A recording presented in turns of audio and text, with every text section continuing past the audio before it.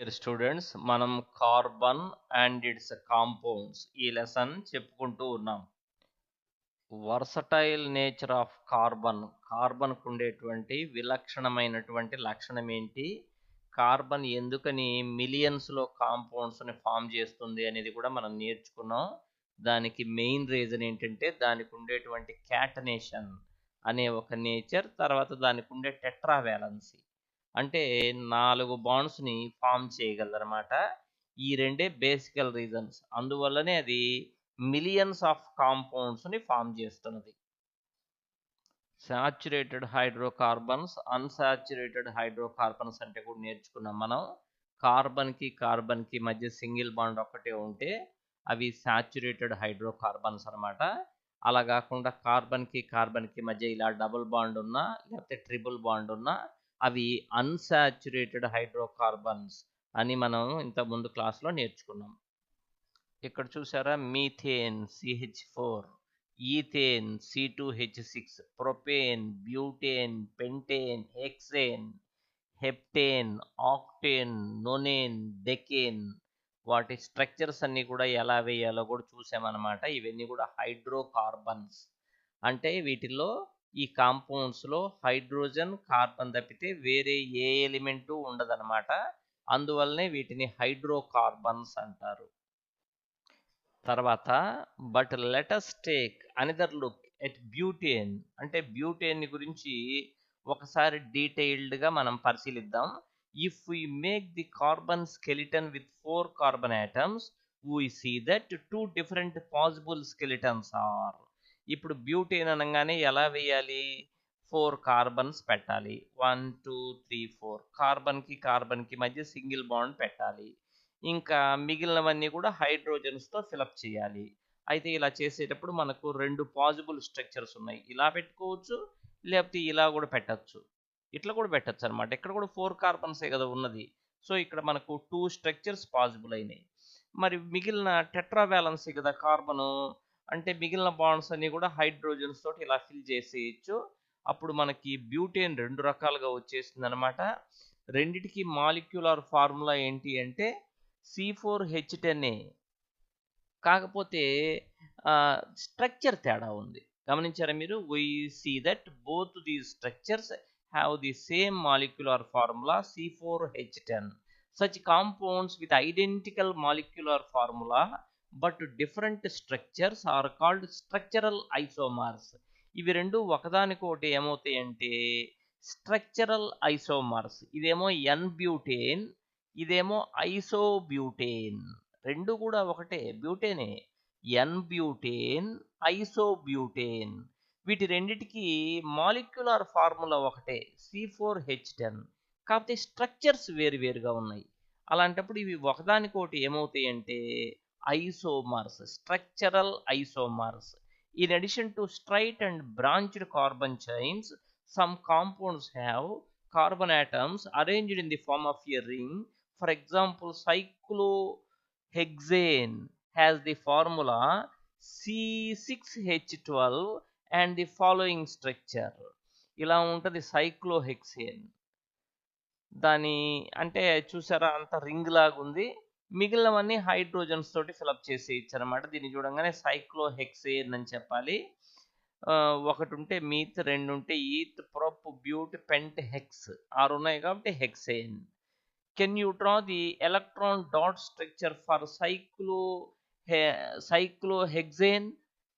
Straight chain, branched chain and cyclic carbon compounds all may be saturated or unsaturated. For example, benzene C6H6 has the following structure. సరే, మరి సైక్లోహెక్సేన్కి మనం electron dot structure వేయగలమా అంటే వేయగలం. ఏం లేదు, carbon చుట్టూరు 4 electrons పెడతాం, hydrogen దగ్గర 1 electron పెడతాం. అంటే ప్రతి బాండ్ కనపడుతుంది చూసారా, అక్కడ 2 ఎలక్ట్రాన్స్ ఉంటాయి. ఒక బాండ్ కనపడిందంటే 2 ఎలక్ట్రాన్స్, ఒకటేమో కార్బన్ది, ఒకటేమో హైడ్రోజన్ది, అట్లా అనమాట. సరే, ఇప్పుడు స్ట్రైట్ చైన్ అంటే చైన్ స్ట్రైట్గా ఉన్నా, బ్రాంచ్డ్గా ఉన్నా, సైక్లిక్గా ఉన్నా, all may be saturated or unsaturated. ఇవి సాచురేటెడ్ అయి ఉండొచ్చు, అన్సాచురేటెడ్ అయి ఉండొచ్చు. For example benzene C6H6 has the following structure. Benzene అనేది ఆర్గానిక్ కెమిస్ట్రీలో ఒక ఇంపార్టెంట్ కాంపౌండ్. దాని ఫార్ములా ఏంటంటే C6H6. దాని స్ట్రక్చర్ ఎలా ఉందో ఒకసారి చూడండి.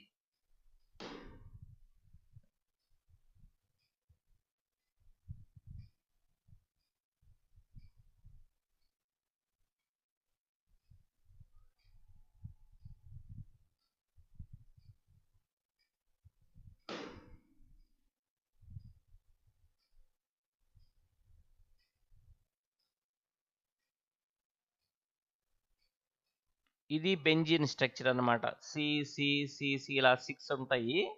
హైడ్రోజన్స్ కూడా ఎన్ని ఉన్నాయి? 6 ఉన్నాయి. ఇది C6H6. ఇక్కడ బాండ్స్ కనుక గమనిస్తే ఆల్టర్నేటింగ్ గా ఒకటి single bond double bond, single bond double bond. ఇది బెంజీన్ అన్నమాట. ఇది ఇలా వేయాలి బెంజీన్ అడిగితే. All these carbon compounds which contain only carbon and hydrogen are called hydrocarbons. మిమ్మల్ని అడుగుతాడు హైడ్రోకార్బన్స్ అంటే ఏంటి అన్నప్పుడు కార్బను హైడ్రోజన్ మాత్రమే ఉండి ఇంకా ఏమీ లేకపోతే అలాంటి కాంపౌండ్ను హైడ్రోకార్బన్ అంటారు. ఫర్ ఎగ్జాంపుల్కి బెంజీన్ అనేది ఒక హైడ్రోకార్బన్. ఎందుకంటే ఇక్కడ హైడ్రోజన్స్ కార్బన్స్ తప్పితే వేరే ఏం లేవు. So it is a hydrocarbon. CO2 hydrocarbon ఎట్లా అవుతుంది? అందులో ఆక్సిజన్ ఉంటే ఈ రెండే ఉండాలి, కార్బన్ హైడ్రోజన్. ఓకేనా? అమాంగ్ దీస్ వీటిల్లో the saturated hydrocarbons are called alkanes. అంటే కార్బన్కి మధ్యలో సింగిల్ బాండ్ ఉంటాయి చూసారా, అవే కదా సాచురేటెడ్, అవి ఆల్కేన్స్ అంటారు.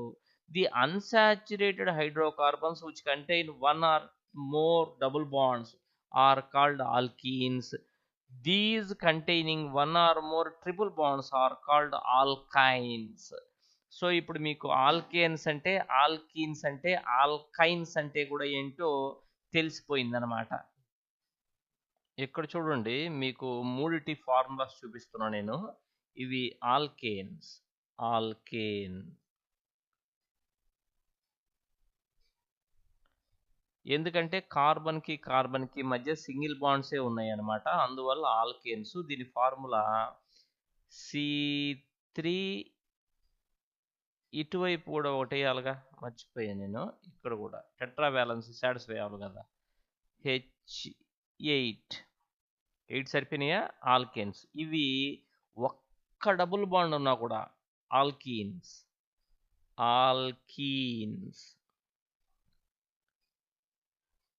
వీటి ఫార్ములా C3H6.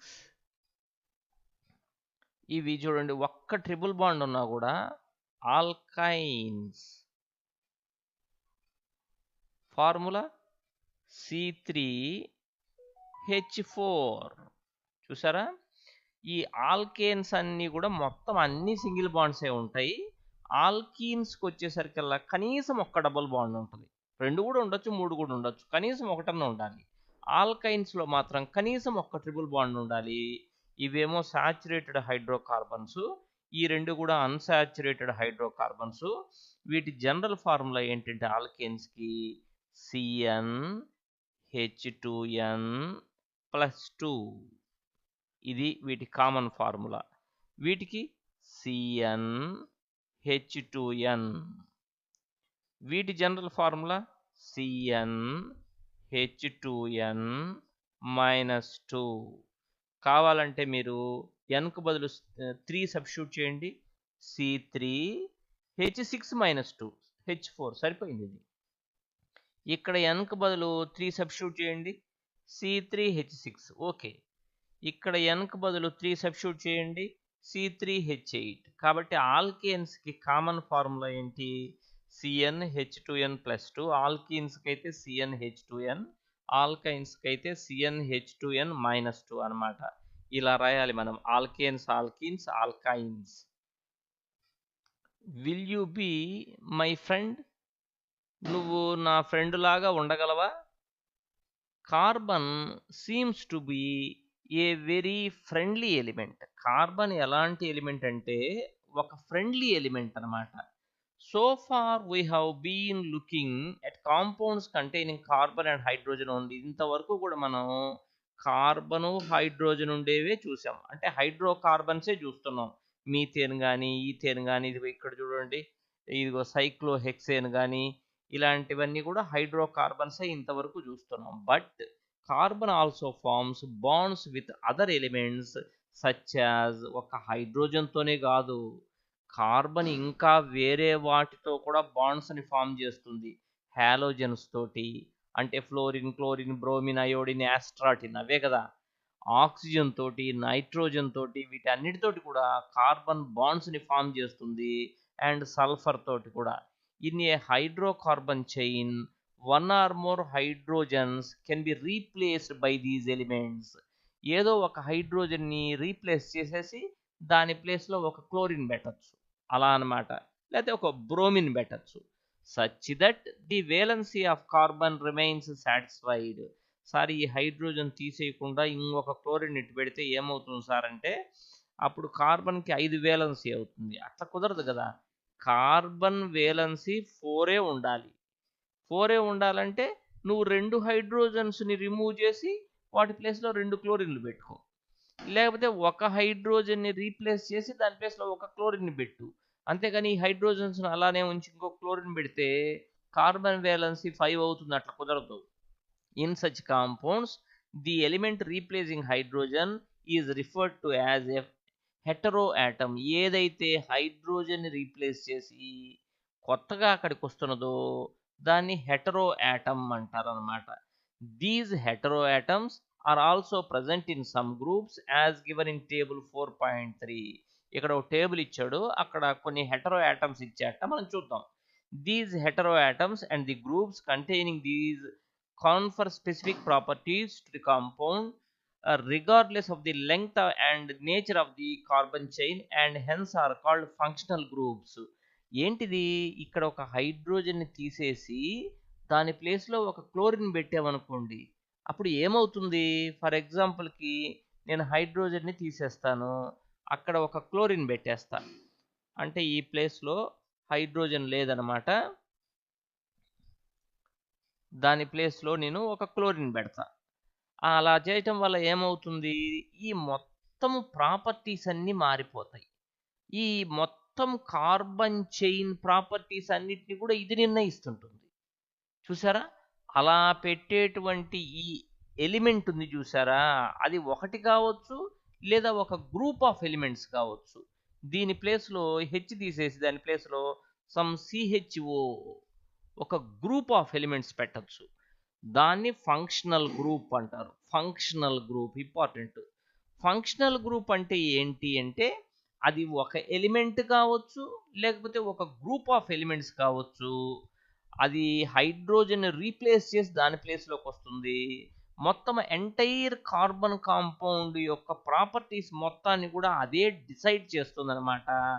అలాంటి దాన్ని మనం ఫంక్షనల్ గ్రూప్ అంటాం. ఓకేనా? సరే, నెక్స్ట్. ఎంత పొడవైనా ఉండి regardless of the length of the nature of the carbon chain, అది ఎంత పొడవైన ఉండని ఈ ఫంక్షనల్ గ్రూపే ప్రాపర్టీస్ నిర్ణయిస్తుంది. Some important functional groups are given in the table 4.3. Free valency or valencies of the groups are shown by the single line. The functional group is attached to the carbon chain through this valency by replacing one hydrogen atom or atoms. ఇక్కడ కొన్ని important functional groups మనకు చూపించాడు అనమాట. ఆ functional groups మనం చూద్దాం. యాక్చువల్గా అయితే ఇంకా ఎక్కువ ఉన్నాయి ఫంక్షనల్ గ్రూప్స్, కానీ ఇక్కడ కొన్ని చూపించాడు. నేను ఇంతకు ముందు చెప్పినటువంటి దాంట్లో ఇంకా డీటెయిల్డ్గా ఆర్గానిక్ కెమిస్ట్రీని ఎక్స్ప్లెయిన్ చేశాను. ఎందుకని అంటే మీకు ఇక్కడ అంత డెప్త్ లేదు, చాలా తక్కువ డెప్త్ ఉంది ఈసారి టెక్స్ట్ బుక్లో. అదే ఇంతకు ముందు టెక్స్ట్ బుక్లో అయితే ఇంకా డీటెయిల్డ్గా ఉంది. అవి చూడండి, అవి చూస్తే మీకు ఇంకా బాగా తెలుస్తుంది. కొద్ది ఫంక్షనల్ గ్రూప్సే కాదు, ఇంకా ఎక్కువ ఉన్నాయి ఫంక్షనల్ గ్రూప్స్ ఏమేంటి అనేది.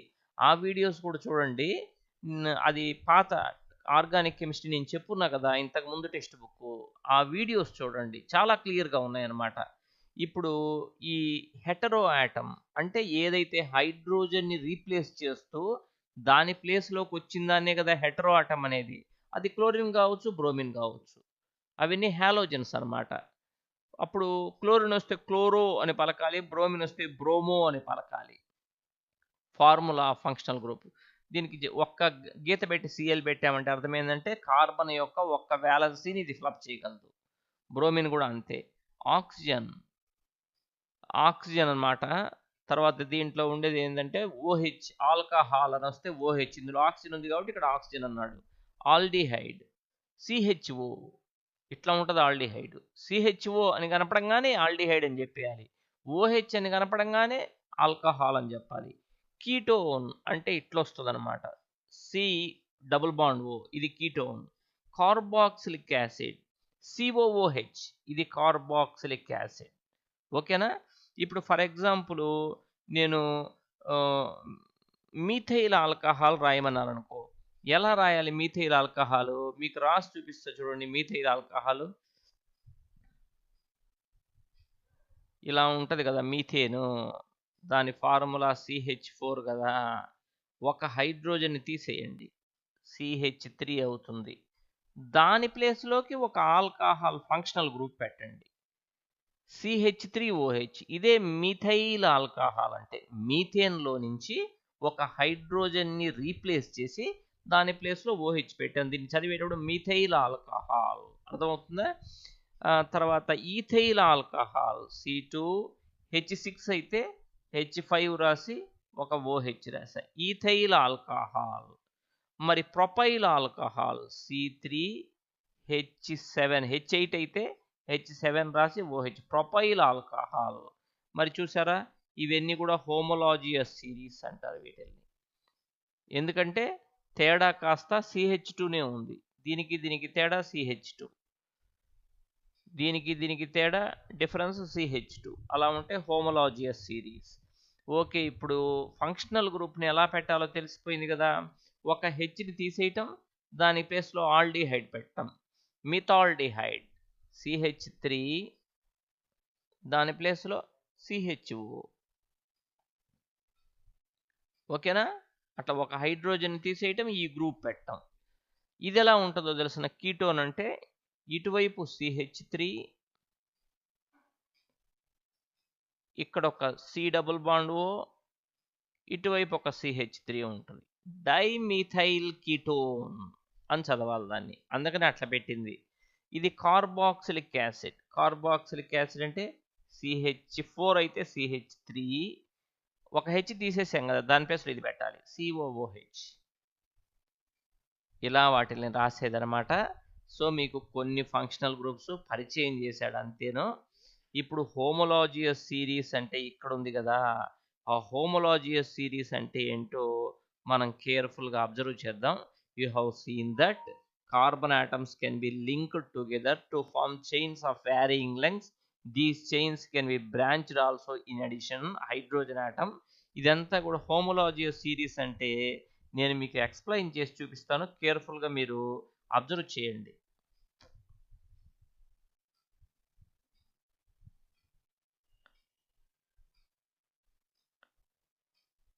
ఇక్కడ చూద్దాం హోమోలాజియస్ సిరీస్ అంటే.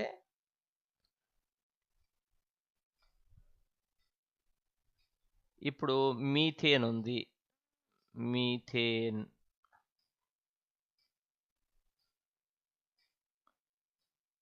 దాని ఫార్ములా ఏంటి? CH4. ఈథేన్ దాని ఫార్ములా ఏంటి? C2H6. ఇవన్నీ ఆల్కేన్సే, అంటే కార్బన్కి మధ్య సింగిల్ బాండ్సే ఉంటాయి, ఆల్కేన్స్ రాస్తున్నా. Propane C3H8. ఈ ఆల్కేన్స్ జనరల్ ఫార్ములా ఏంటి? CnH2n+2. ఓకేనా. ఈ ఆల్కేన్స్ వరుసగా ఇట్లా నేను 10 వరకు రాసి చూపించాను ఇంతకుముందు. ఇవే హోమోలాజియస్ సిరీస్ అంటే. అంటే మనం ఏపీలో ఉంటాయి, అర్థమెటిక్ ప్రోగ్రెషన్లో నెంబర్స్ ఉంటాయి చూడండి, 5, 10, 15 అంటే ఒక రూల్ ఫాలో అవుతుంది. ముందు నెంబర్కి ఒక 5 యాడ్ చేస్తే నెక్స్ట్ నెంబర్, దానికి 5 యాడ్ చేస్తే నెక్స్ట్ నెంబర్. అలా ఇక్కడ కూడా ఈ ముందు ఉండే ఈ కాంపౌండ్కి CH2 యాడ్ చేస్తే నెక్స్ట్, దానికి మళ్ళీ CH2 యాడ్ చేస్తే నెక్స్ట్, దానికి మళ్ళీ CH2 యాడ్ చేస్తే నెక్స్ట్. ఇలా ఒక CH2 డిఫరెన్స్ కనుక ఉన్నట్టయితే ఈ సిరీస్ మొత్తాన్ని హోమోలాజియస్ సిరీస్ అంటారు. అలానే ఆల్కేన్స్ లాగానే ఆల్కీన్స్ చూపిస్తా చూడండి. ఆల్కీన్స్ జనరల్ ఫార్ములా ఏంటి? CnH2n. ఫస్ట్ మీథీన్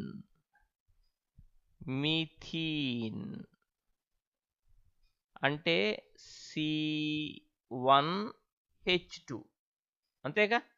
ఇది ఉండదు, మీథీన్ ఉండదు. అంటే Nకు 1 ఇవ్వటానికి లేదు. ఎందుకని ఉండదు అంటే కార్బన్కు టెట్రా వ్యాలెన్సీ ఉంటే ఇక్కడ 2 కదా సాటిస్ఫై అయింది. ఒక్క మీథీన్ ఒక్కటి ఉండదు. ఇక్కడైతే మీథేన్ ఉంటుంది, ఇక్కడ మీథీన్ ఉండదు. తర్వాత ఈథీన్,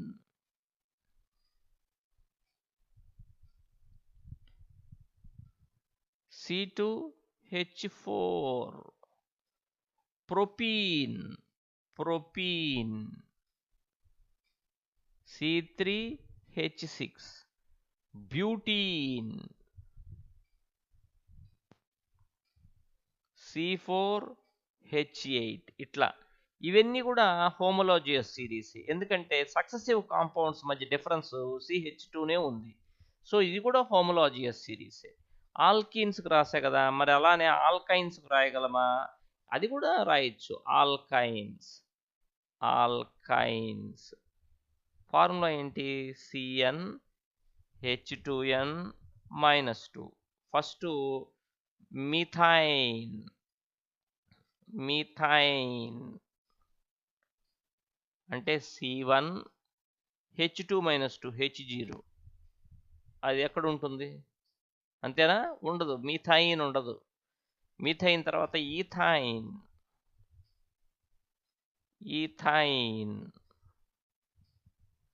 అంటే C2H2. ప్రొపైన్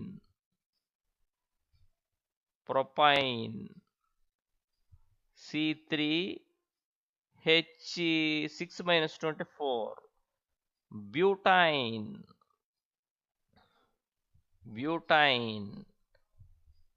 C4H8లో నుంచి 2 తీసేస్తే H6.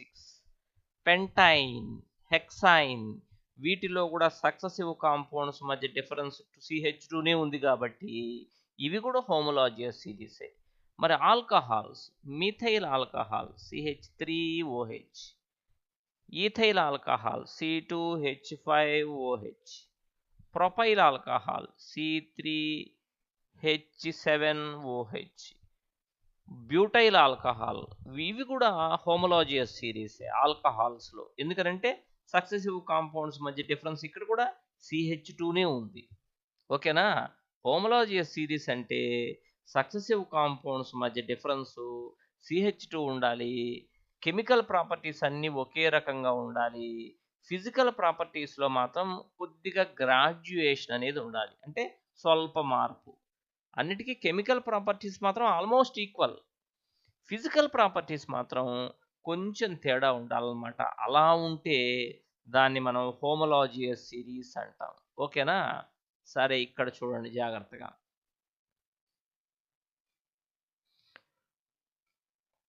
Carbon and hydrogen atoms in this compounds, the general formula for alkanes. ఇదంతా నేను చెప్పేశాను కదా.